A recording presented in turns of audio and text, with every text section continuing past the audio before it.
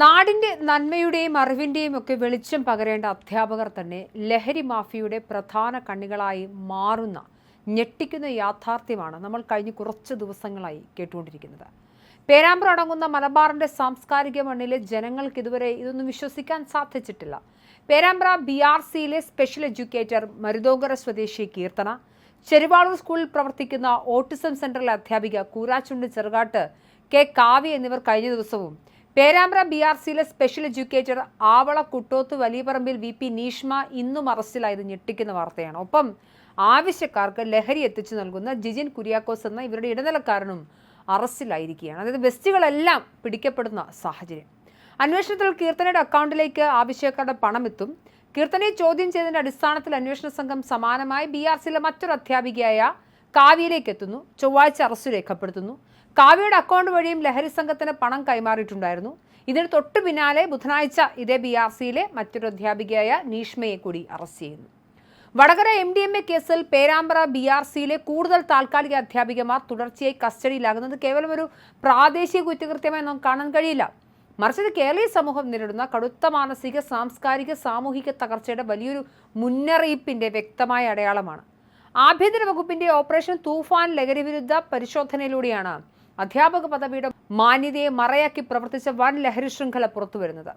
പേരാമ്പ്ര BRCക്ക് കീഴിലെ ഓട്ടിസം സെന്ററിലെ specialist അധ്യാപികയെ VP നീഷ്മയെ കൂടി പോലീസ് അറസ്റ്റ് ചെയ്തതോടെ നേരത്തെ പിടിയിലായ കീർത്തനയും കാവ്യയും അടങ്ങുന്ന അധ്യാപികമാരുടെ ബസ്തി കൂട്ടുകെട്ട് എത്രത്തോളം ആഴത്തിൽ മയക്കുമരുന്ന് മാഫിയയിൽ ആണ്ടുപോയി എന്ന് വ്യക്തമാകുന്നുണ്ട്. കുറ്റകൃത്യങ്ങൾ ഏർപ്പെടുന്നവർക്ക് അധ്യാപനം എന്നത് കേവലം ഒരു സാമൂഹിക പ്രതിരോധ കവചം മാത്രമായി മാറുന്ന ഭീതിതമായ അവസ്ഥയിലേക്കാണ് നമ്മുടെ സാമൂഹിക ഘടന എത്തി നിൽക്കുന്നത്. ഇൻസ്റ്റഗ്രാം വഴിയാണ് 3 പേരും ലഹരി സംഘങ്ങളുമായി ബന്ധപ്പെടുന്നത്. പെട്ടെന്ന് പണം ലഭിക്കാനുള്ള വഴിയായി MDMA കണ്ണികളായി മാറും. 3 പേരും ലഹരി ഉപയോഗിക്കുന്നവരാണെന്നും പോലീസ് പറയുന്നുണ്ട്. ആദ്യം ലഹരി ഉപയോഗിച്ചു, അതിൽ സുഖം കണ്ടെത്തി, പിന്നീടത് വിൽപ്പനക്കാരായി, അങ്ങനെ ഇടനിലക്കാരായി, ലക്ഷങ്ങൾ വരവായി, വലിയൊരു ബെസ്റ്റി കൂട്ടുകെട്ടായി. എന്നാലും ഇതിനെക്കുറിച്ചൊക്കെ വിശദമായ അന്വേഷണമാണ് നടക്കുന്നത്. മാത്രമല്ല വലിയ ശൃംഖല തന്നെ ഇവരുടെ പിന്നിലുണ്ടെന്നും പോലീസ് പറയുന്നു. ആദ്യം സ്വന്തം ആവശ്യത്തിന് MDMA വാങ്ങുകയും പിന്നീട് വിൽപ്പനക്കാരാവുകയുമായിരുന്നു. 3 പേരും അധ്യാപികമാർ ആയതിനാൽ സംശയം വരില്ല എന്നതിനാൽ മയക്കുമരുന്ന് മാഫിയ അത് പരമാവധി ഉപയോഗപ്പെടുത്തുകയും ചെയ്തു. ഇവിടെ ഗൗരവമായി വിശകലനം ചെയ്യപ്പെടേണ്ടത് ഈ കുറ്റകൃത്യത്തിന്റെ സങ്കീർണമായ സാമ്പത്തിക, സാമൂഹിക തലങ്ങളാണ്. അധ്യാപികമാർ എന്ന മാന്യമായ തൊഴിൽ മേൽവിലാസമുള്ളതിനാൽ പൊതുസമൂഹത്തിന്റെയോ പോലീസിന്റെയോ സംശയം തങ്ങളിലേക്ക് നീളില്ല എന്ന മാഫിയയുടെ കൃത്യമായ കണക്കുകൂട്ടലാണ് ഇവിടെ പ്രവർത്തിച്ചത്. സദാസമയം ഒരുമിച്ചുണ്ടായിരുന്ന ഈ മൂവർ സംഘം ലഹരി ഉപയോഗത്തിൽ മാത്രം ഒതുങ്ങാതെ ലഹരി മാഫിയയുടെ അനധികൃത പണമിടപാടുകൾ സ്വന്തം ബാങ്ക് അക്കൗണ്ടുകൾ വഴി കൈകാര്യം ചെയ്യുന്ന മണി മ്യൂളുകളായി മാറുകയായിരുന്നു.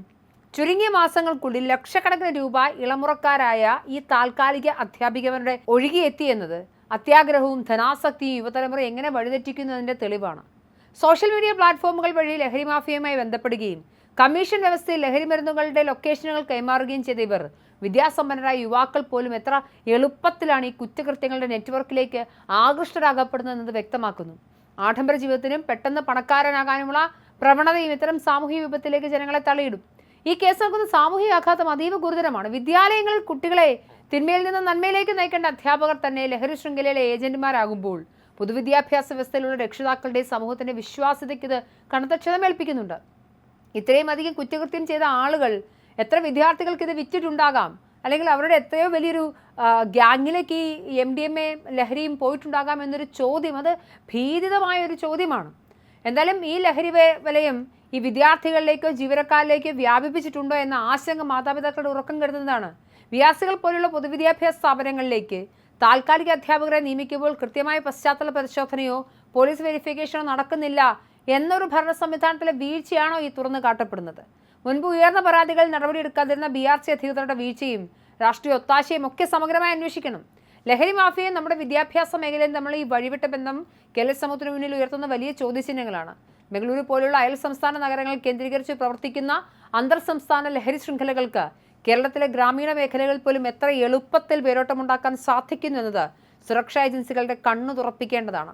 ഒന്നാലോചിച്ച് നോക്കുക, രമേശ് ചെന്നിത്തല ഈ നാട്ടിലെ ആഭ്യന്തരമന്ത്രിയെ അധികാരമെടുത്തതിന് ശേഷം അദ്ദേഹം ചെയ്ത ഏറ്റവും പ്രധാനപ്പെട്ട പ്രവൃത്തിയാണ് ഓപ്പറേഷൻ തൂഫാൻ. മുൻപ് കേരളത്തെ ഭരിച്ച പിണറായി വിജയൻ ഇതിന് മറുപടി പറയണം. അതായത് കോടിക്കണക്കിന് രൂപയുടെ ലഹരിയാണ് പോലീസ് പിടിച്ചെടുക്കുന്നത്. ആയിരങ്ങളാണ് ഇതുവരെ അറസ്റ്റിലായിട്ടുള്ളത്.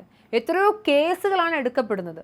ഇത്രയും ഭീകരമായ തോതിൽ ഈ ലഹരി മാഫിയ കേരളത്തെ മൊത്തം പിടിച്ചു കുലുക്കിയപ്പോഴും പിണറായി സർക്കാരൊക്കെ എന്തു നോക്കിയിരിക്കുകയെന്നൊരു ചോദ്യം ബാക്കിയാവുന്നുണ്ട്.